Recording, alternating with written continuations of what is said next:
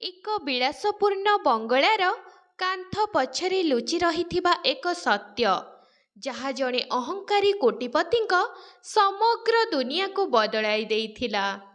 କୋଟିପତି ଜଣକ ତାଙ୍କ ଘରେ କାମ କରୁଥିବା ଚାକରାଣୀଙ୍କୁ ଘରୁ ଚୋରି କରୁଥିବା ସନ୍ଦେହ କରିଥିଲେ। ଆଉ ଯେତେବେଳେ ସେ ତାଙ୍କ ପିଛା କରି ଚାକରାଣୀର ସତଟା ଜାଣିପାରିଲେ, ତାଙ୍କ ହୃଦୟ ଥରିଗଲା। ସେଇ ପୁରୁଣା ଭଙ୍ଗା ଘରେ ଏମିତି କ'ଣ ଥିଲା ଯାହା ଜଣେ କୋଟିପତିଙ୍କ ଚିନ୍ତାଧାରା ଏବଂ ଦିଗକୁ ସବୁଦିନ ପାଇଁ ବଦଳାଇ ଦେଇଥିଲା? ଏହି ହୃଦୟସ୍ପର୍ଶୀ କାହାଣୀର ସମ୍ପୂର୍ଣ୍ଣ ସତ୍ୟ ଜାଣିବା ପାଇଁ ଭିଡ଼ିଓକୁ ଶେଷ ପର୍ଯ୍ୟନ୍ତ ଶୁଣନ୍ତୁ। ଦିଲ୍ଲୀର ସବୁଠାରୁ ପ୍ରସିଦ୍ଧ ଏବଂ ପ୍ରଭାବଶାଳୀ ସିଂଘାନିଆ ଭିଲାର ଦ୍ୱାର ଖୋଲିବା ମାତ୍ରେ ଧନ ସମ୍ପତ୍ତିର ଏକ ଅଲଗା ବାସ୍ନା ଆସୁଥିଲା। କାନ୍ଥଗୁଡ଼ିକ ଦାମିକା ଚିତ୍ରକଳା ସହିତ ସଜା ହୋଇଥିଲା ଏବଂ ସେହି ଭିଲାରେ ଲାଗିଥିବା ଇଟାଲୀୟ ମାର୍ବଲ ଏତେ ଉଜ୍ଜ୍ୱଳ ଥିଲା ଯେ ଏଥିରେ ନିଜ ମୁହଁର ପ୍ରତିବିମ୍ବ ଦେଖା ହୋଇପାରୁଥିଲା। ଆରିୟନ ସିଂଘାନିଆ ଏହି ସାମ୍ରାଜ୍ୟର ଏକମାତ୍ର ଉତ୍ତରାଧିକାରୀ ଥିଲେ। ଆରିୟନ ଜଣେ ଏମିତି ବ୍ୟକ୍ତି ଥିଲେ ଯାହାଙ୍କ ପାଇଁ ସମୟ ହିଁ ଟଙ୍କା ଥିଲା।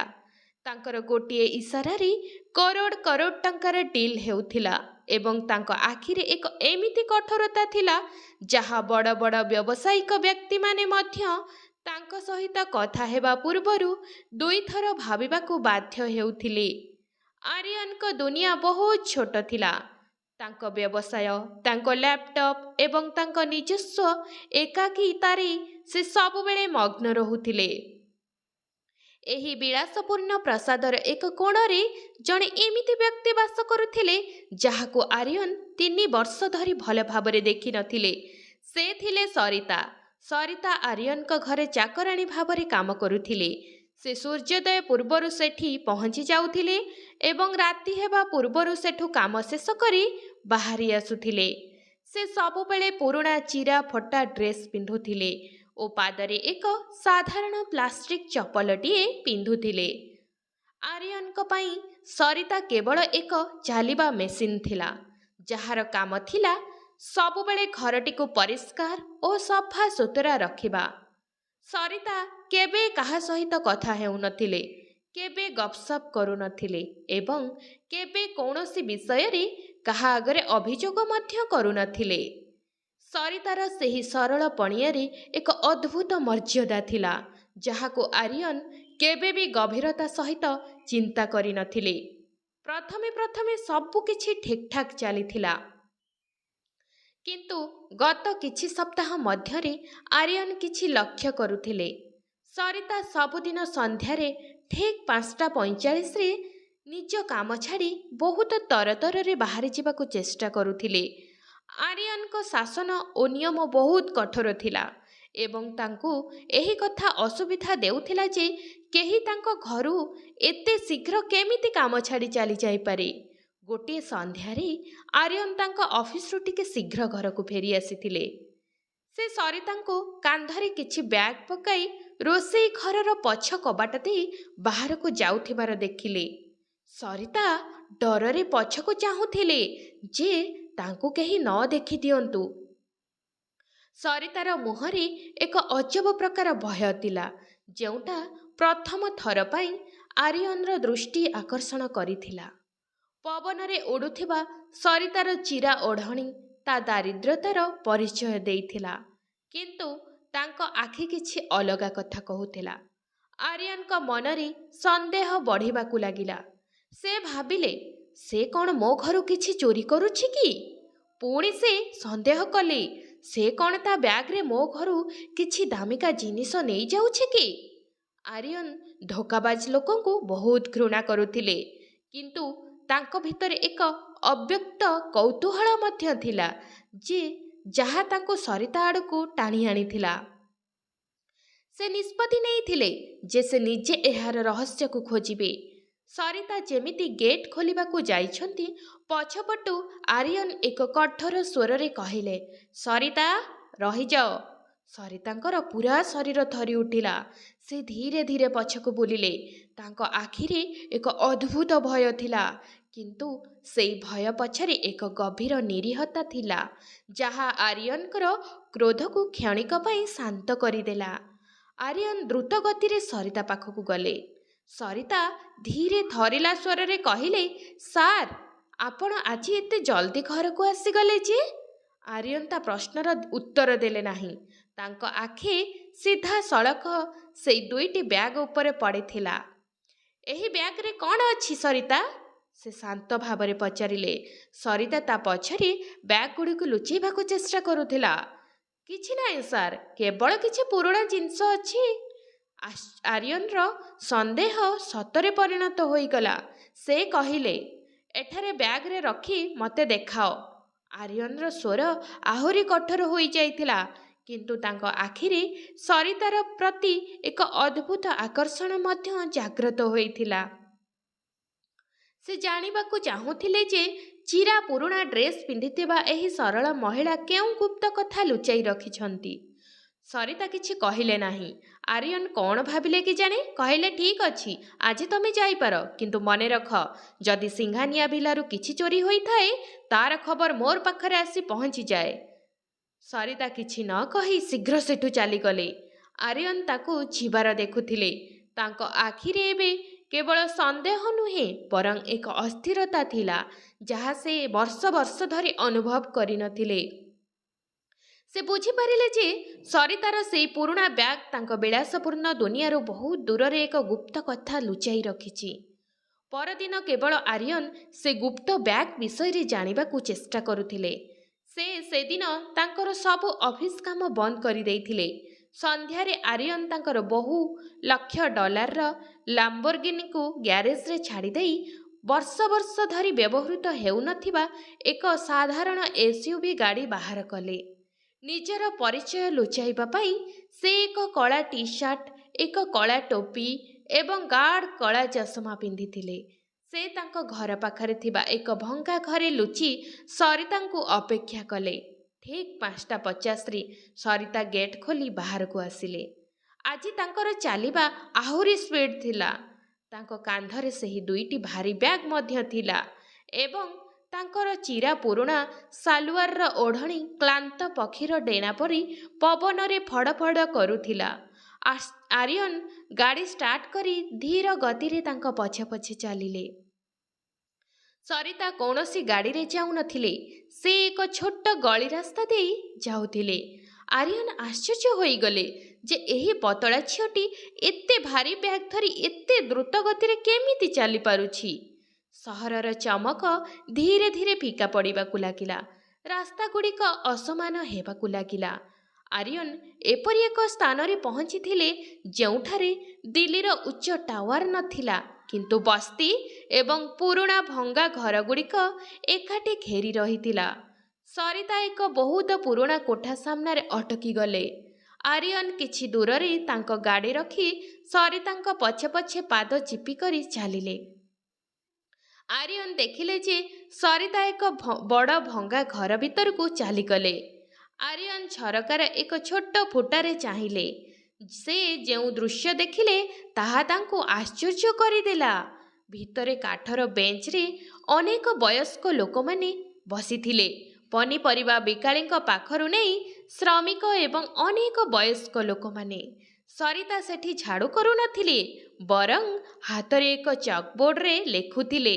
ସେ ତାଙ୍କ ବ୍ୟାଗ୍ ଖୋଲି ଆରିୟନଙ୍କ ଘରୁ ଆଣିଥିବା ପେନ୍ସିଲ, ନୋଟବୁକ୍ ଏବଂ ବଳକା ଖାଦ୍ୟ ବାହାର କଲେ। ସେ ନିଜେ ଖାଇନଥିଲେ, ବରଂ ଭୋକିଲା ବୃଦ୍ଧ ଲୋକଙ୍କ ମଧ୍ୟରେ ପ୍ରେମର ସହିତ ବାଣ୍ଟି ଦେଇଥିଲେ।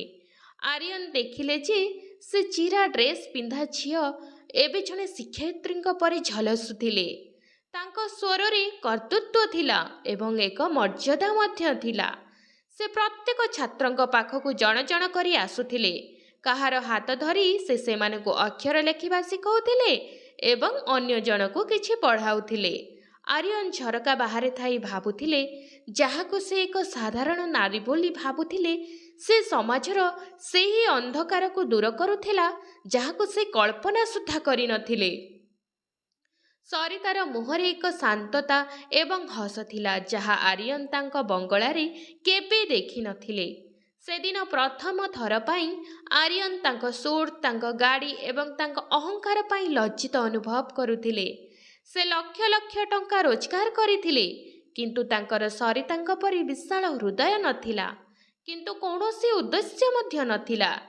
ସେ ସେଠାରେ ବସି କାନ୍ଥକୁ ଆଉଜି ପଡ଼ି ସରିତାଙ୍କୁ ଚାହିଁ ରହିଥିଲେ। ସରିତାଙ୍କ ପ୍ରତି ତାଙ୍କର ସନ୍ଦେହ ଏବେ ଏକ ସମ୍ମାନରେ ପରିଣତ ହୋଇଥିଲା।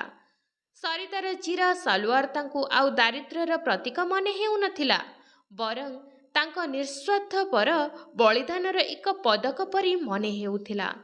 ସେ ଅନୁଭବ କଲେ ଯେ ଏହି ସରଳ ଝିଅଟି ତାଙ୍କ ହୃଦୟର ଏକ ଅଂଶକୁ ଛୁଇଁଛି, ଯାହାକୁ ସେ ବର୍ଷ ବର୍ଷ ଧରି ପଥର କରିଦେଇଥିଲେ। ସେଇ ରାତିରେ ସେ ଘରକୁ ଫେରିବା ବେଳକୁ ସମ୍ପୂର୍ଣ୍ଣ ପରିବର୍ତ୍ତନ ହୋଇସାରିଥିଲେ। ସେ ଜାଣିଥିଲେ ଯେ ସରିତାର ପୁରୁଣା ବ୍ୟାଗରେ କେବଳ ଚୋରି ଜିନିଷ ନୁହେଁ, ବରଂ କିଛି ଲୋକଙ୍କର ସ୍ୱପ୍ନ ଅଛି।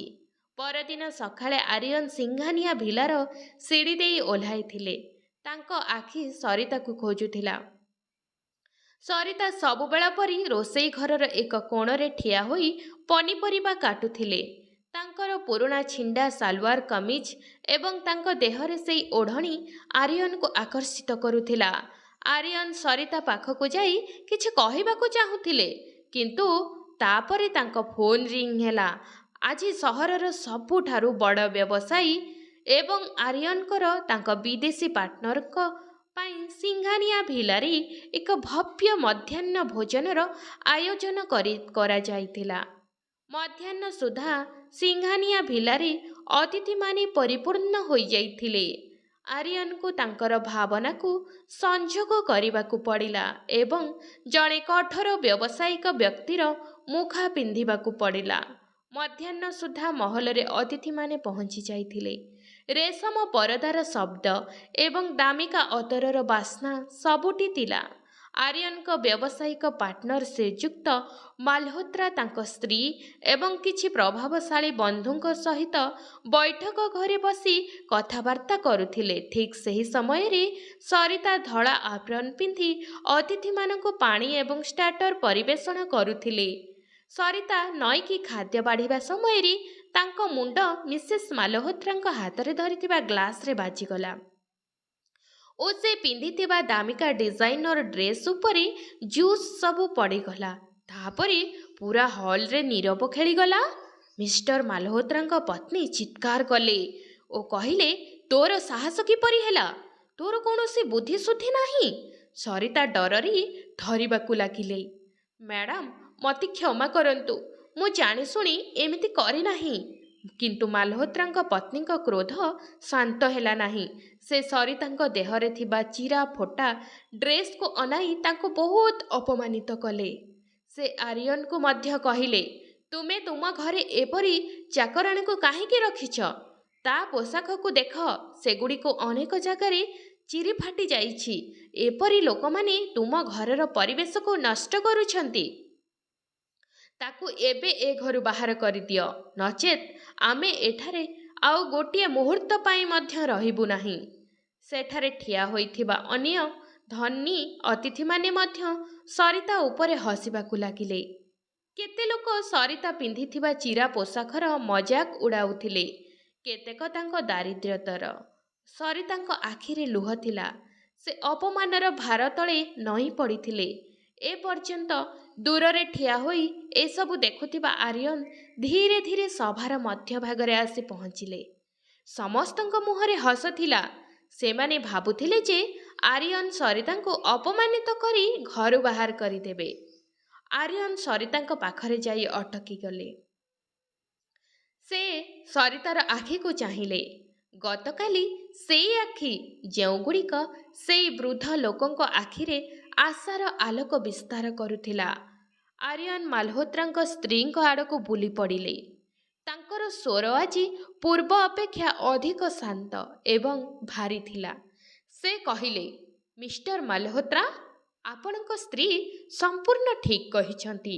ସରିତା ଏହି ଘର ପାଇଁ ଉପଯୁକ୍ତ ନୁହେଁ। ଅତିଥିମାନେ ଖୁସି ଥିଲେ, କିନ୍ତୁ ଆରିୟନ କଥାବାର୍ତ୍ତା ଜାରି ରଖିଲେ, କାରଣ ସରିତାର ଚରିତ୍ର ଆଗରେ ଏହି ଘରର କାନ୍ଥଗୁଡ଼ିକ ବହୁତ ଛୋଟ ହୋଇଯାଇଥିଲା।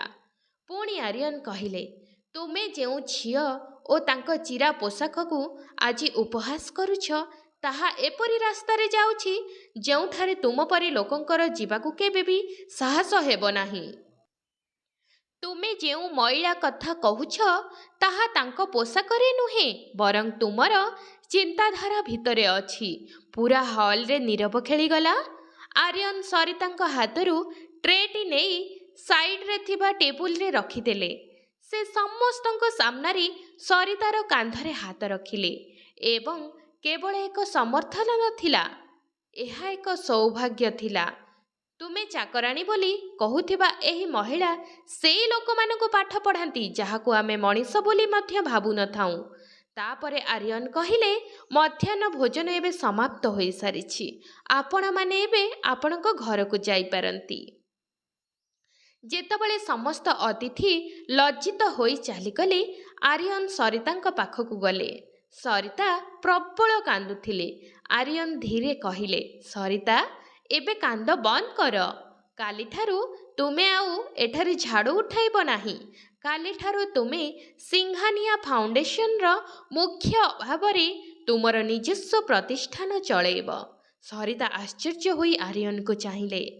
ଆର୍ୟନ୍ଙ୍କ ଆଖିରେ ପ୍ରେମ ଏବଂ ସମ୍ମାନ ସରିତାର ସମସ୍ତ ପୁରୁଣା କ୍ଷତକୁ ସୁସ୍ଥ କରିଦେଲା।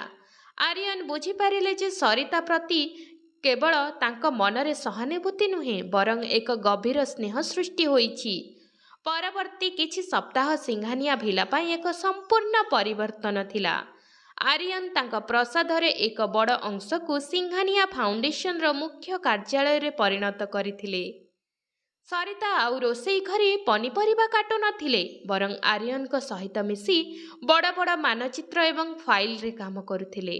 କିନ୍ତୁ ଆର୍ୟନ୍ ଲକ୍ଷ୍ୟ କରୁଥିଲେ ଯେ ଆଜି ବି ସରିତା ସେହି ଫୋଟା ପୁରୁଣା ଡ୍ରେସ୍ ପିନ୍ଧୁଥିଲେ। ଆର୍ୟନ୍ ତାଙ୍କ ପାଇଁ ଅନେକ ଦାମୀ ସୁଟ୍ ଏବଂ ଶାଢ଼ୀ ଅର୍ଡର କରିଥିଲେ, କିନ୍ତୁ ସରିତା କେବେ ସେଗୁଡ଼ିକୁ ଛୁଇଁ ନଥିଲେ। ଗୋଟିଏ ସନ୍ଧ୍ୟାରେ ଅଫିସ କାମ ସରିବା ପରେ ଆର୍ୟନ୍ ସରିତାଙ୍କୁ ତାଙ୍କ ପାଖକୁ ଡାକିଲେ। ଆର୍ୟନ୍ ତାଙ୍କ ପାଖକୁ ଯାଇ ଧୀରେ ଧୀରେ ପଚାରିଲେ, ସରିତା, ମୁଁ ତୁମ ପାଇଁ ଏତେ ପୋଷାକ ଅର୍ଡର କରିଥିଲି, ତୁମେ ସେଥିମଧ୍ୟରୁ ଗୋଟିଏ ବି ପିନ୍ଧିନାହଁ କାହିଁକି? ତୁମେ କ'ଣ ସେଗୁଡ଼ିକୁ ପସନ୍ଦ କରିନାହଁ? ସରିତା ବୁଲି ପଡ଼ିଲେ। ତାଙ୍କ ଆଖିରେ ଏକ ଅଦ୍ଭୁତ ଗଭୀରତା ଥିଲା। ତାଙ୍କ ଛିଣ୍ଡା ସାଲୱାରର ଓଢ଼ଣୀକୁ ଆଦର କରି ସେ କହିଲେ, ସାର୍, ମୋର ଏଇ ଡ୍ରେସ୍ ମୋତେ ମନେ ପକାଇ ଦିଏ ଯେ ମୁଁ କେଉଁଠାରୁ ଆସିଛି।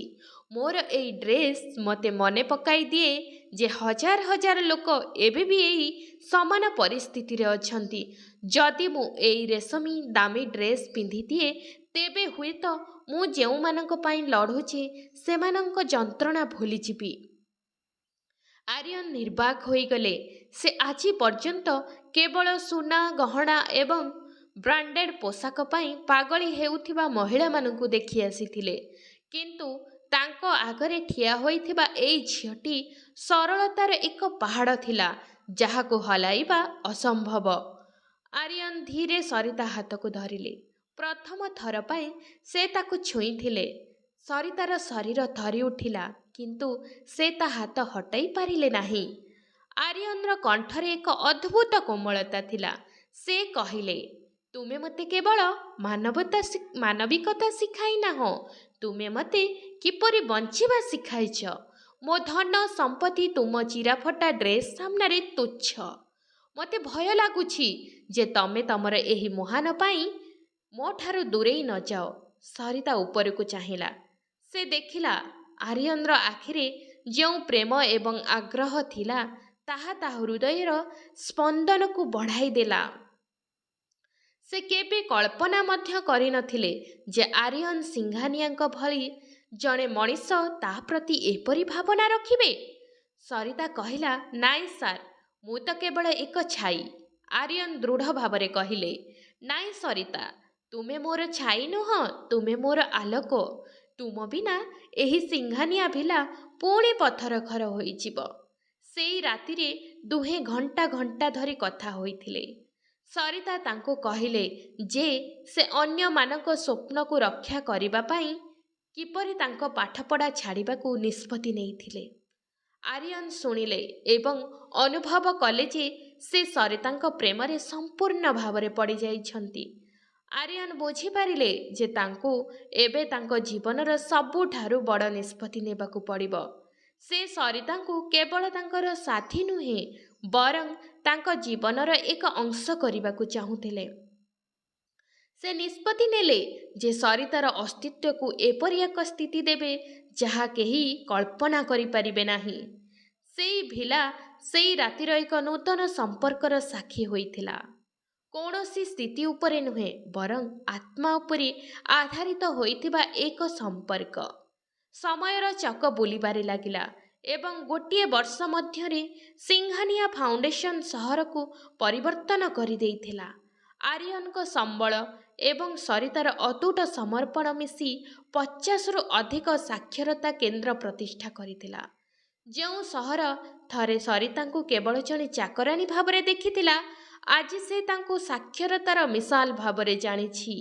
ଆଜି ଏହି ସଫଳତା ପାଇଁ ଏକ ଉତ୍ସବ ରଖାଯାଇଥିଲା।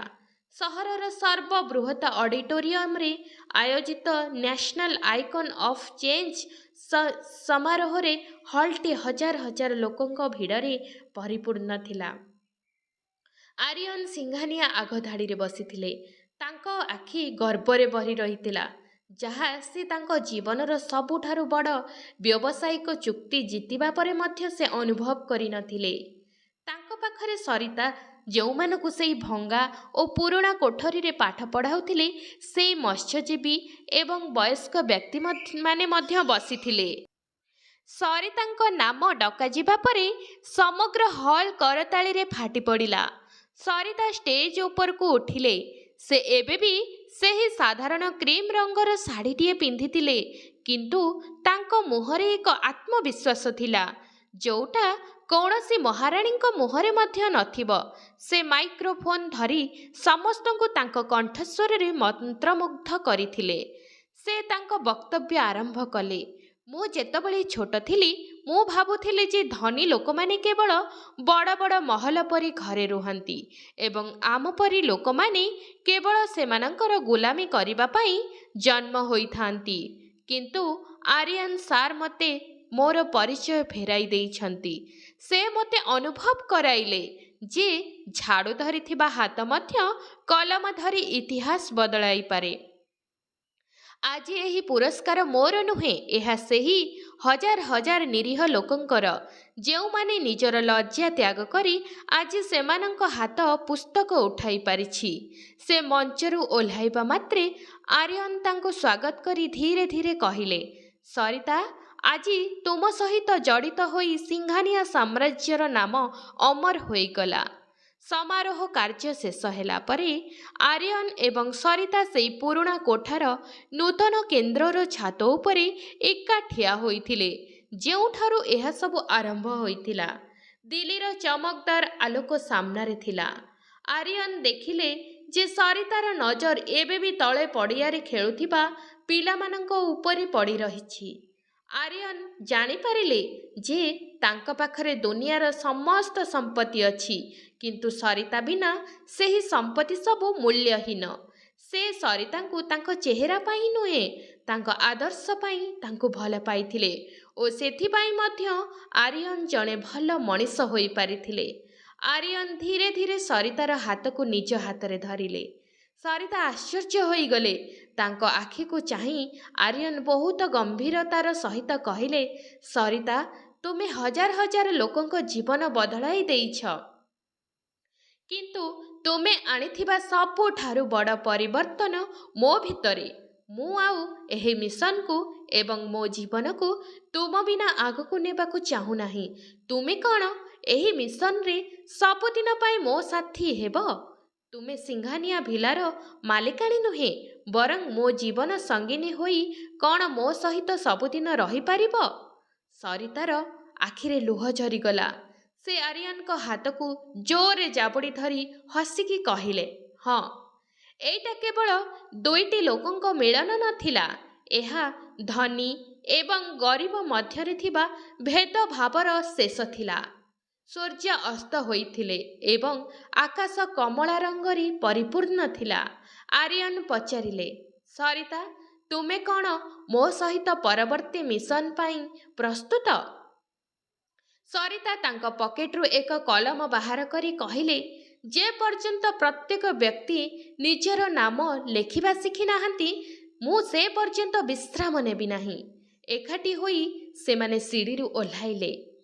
କାହାଣୀଟି ଏହି ବାର୍ତ୍ତା ସହିତ ଶେଷ ହେଲା ଯେ ଜଣେ ବ୍ୟକ୍ତିଙ୍କ ପ୍ରକୃତ ପରିଚୟ ତାଙ୍କ କାର୍ଯ୍ୟ ଦ୍ୱାରା ନୁହେଁ ବରଂ ସେମାନଙ୍କ ସଚ୍ଚୋଟ ଓ ମହାନ ଉଦ୍ଦେଶ୍ୟ ଦ୍ୱାରା ନିର୍ଣ୍ଣୟ କରାଯାଏ। ଆଲୋକ ବିସ୍ତାର କରିବା କେବଳ ଧନୀ ଲୋକମାନଙ୍କର କାମ ନୁହେଁ ବରଂ ପ୍ରତ୍ୟେକ ବ୍ୟକ୍ତିଙ୍କ କର୍ତ୍ତବ୍ୟ ଯାହାଙ୍କ ପାଖରେ ଏକ ଛୋଟ ଦୀପଟିଏ ମଧ୍ୟ ଅଛି।